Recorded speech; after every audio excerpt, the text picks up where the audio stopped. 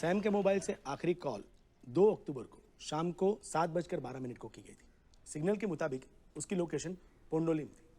रात को 10:30 बजे उसका फ़ोन आउट ऑफ कवरेज हो गया। अगले दिन सुबह 9:25 को पणजी में उसका फ़ोन दोबारा स्विच ऑन हुआ। उसके बाद वो फ़ोन कांचीपुरम गया और कांचीपुरम में जाके स्विच ऑफ हो गया। मैडम, अब तक जो हमें इन्फॉर्मेशन मिली है उस पर से मुझे लगता है कि हमें हमारी इन्वेस्टिगेशन गोवा तक ही सीमित रखनी चाहिए फॉर द टाइम बिंग। ये 2 अक्टूबर को सैम ने जिससे आखिरी बार बात की थी उस नंबर के जरा डिटेल्स निकाल। Yes madam. यस, हाँ भेज दो अंदर।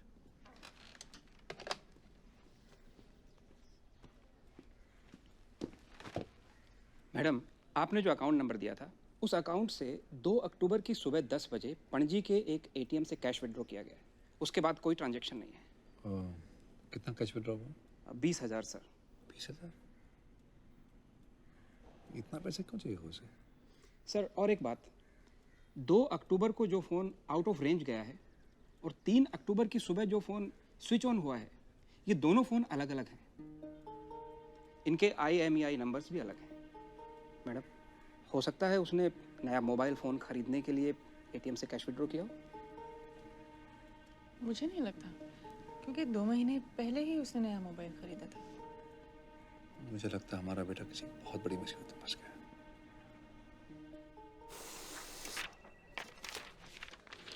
सर,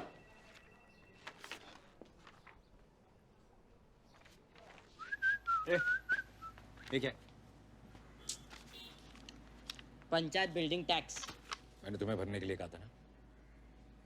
कब कहा था? ये कुछ 3 हफ्ता पहले। 3 हफ्ते। समीर देशमुख, आईजी मीरा देशमुख का इकलौता बेटा, 3 हफ्तों से मिसिंग है। फोन रिकॉर्ड्स के मुताबिक 2 अक्टूबर को समीर यहां पोंडोलिम में था। यही है वो कार जिसे चलाते हुए समीर यहां आया था। Yellow Hyundai Getz GA07 MJ1011।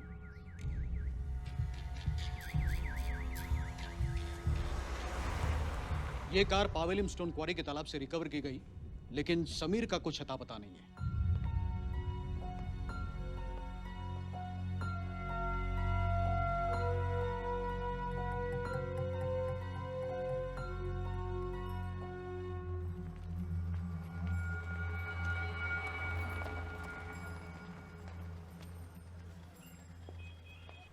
तुझे कुछ प्रॉब्लम रहा मुझे बोलने का। और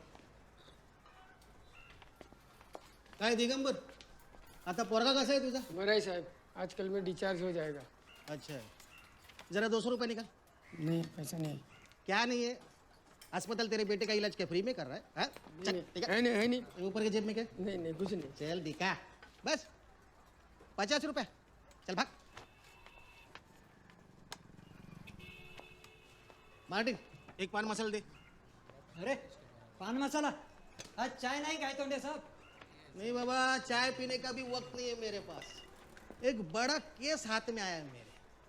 कौन सा केस?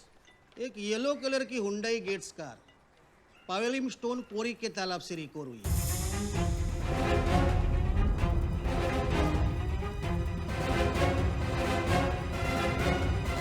पावलिम में रिकवरी हुई ना, तो तुम्हारा वहाँ क्या काम?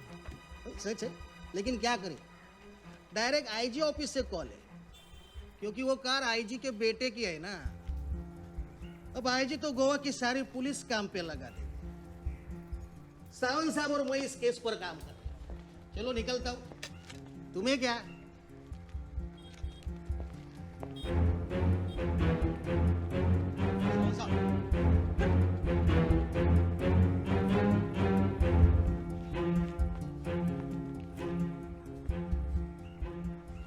क्या हुआ?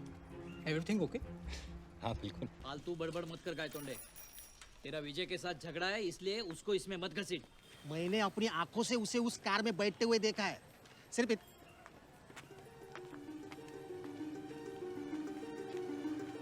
इतना ही नहीं, अभी थोड़ी देर पहले मैंने कार का जिक्र किया था तो हिल गया था। अब देखना, इसके मन में थोड़ा भी डर रहेगा ना तो पलट के देखेगा।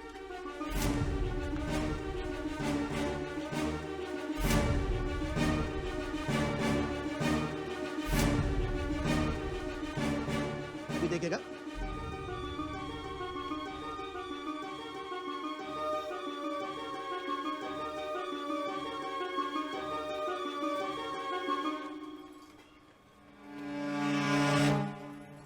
क्या हुआ?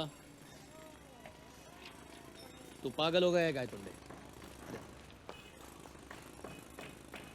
विजय साड़गांवकर और आईजी का बेटा समीर देशमुख, इनमें क्या कनेक्शन है? सर, गायतोंडे और विजय की बिल्कुल नहीं बनती, इसलिए वो विजय को इस मामले में घसीट रहा है, या फिर गायतोंडे की गलतफहमी हुई होगी। सर, इस महीने के 3 तारीख को सुबह 7:15 बजे मैं सुभाष साळवी के घर पे पासपोर्ट वेरिफिकेशन के लिए गया था। तब वहां पे मैंने विजय साळगावकर को देखा sir, and I am 100% sure. इस महीने की 2 तारीख को शनिवार को तुम लोग कहाँ थे? हम सब सत्संग के लिए पणजी गए थे। कब लौटे? अगले दिन रविवार को कितने बजे? शाम को सत्संग कहाँ था? पणजी में। पणजी में कहाँ?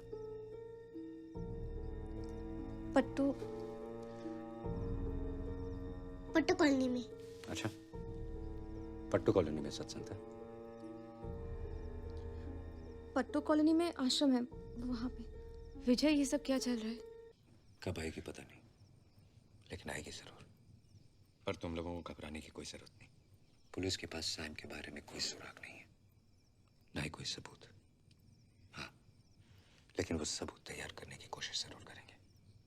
इसलिए तुम लोगों से उल्टे पुल्टे सवाल पूछेंगे, कभी प्यार से, कभी डरा धमका कर। शायद मुझे और तुम्हारी मम्मी को तुम लोगों की आंखों के सामने पीटे भी। लेकिन अगर उन्हें मनचाहा जवाब नहीं मिला तो वो हमें छोड़ देंगे। इसलिए कुछ भी हो जाए, कुछ भी, अपना बयान हरगिज़ मत बदलना। जैसे तैसे डटे रहना। तुम दोनों इतना कर पाओगे? पापा और पर मम्मी को बहुत मारेंगे। तुम उसके बारे में मत सोचो। तुम जब बदमाशी करती हो तो मेरा हाथ भी उड़ जाता है ना, बस इतना ही। डरो मत। रात बहुत हो गई, जा सो जाओ। Good night. Good night.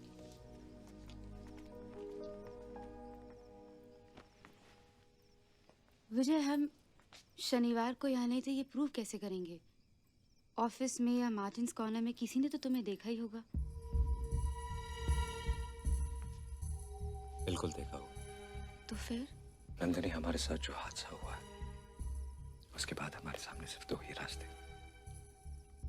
या तो हम हार मान लें या फिर डट कर मुकाबला करें। मुझे नहीं लगता कि हमने कोई पाप किया है, इसलिए हार मानने का तो सवाल ही नहीं उठता। हम मुकाबला करेंगे।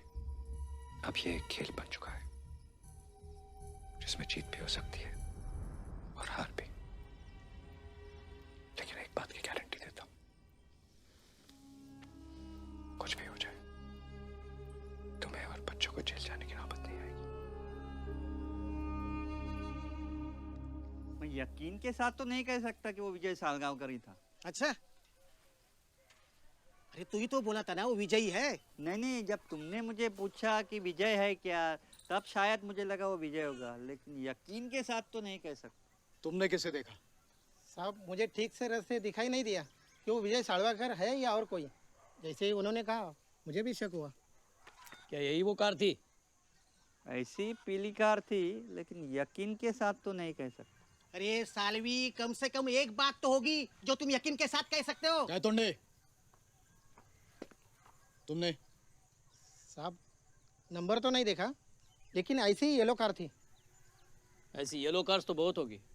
साहब, वो बाजू में एक रिटायर्ड प्रोफेसर रहता है, उनके पास भी ऐसी ही येलो कार है। अरे हाँ, शायद वही कार होगी फिर।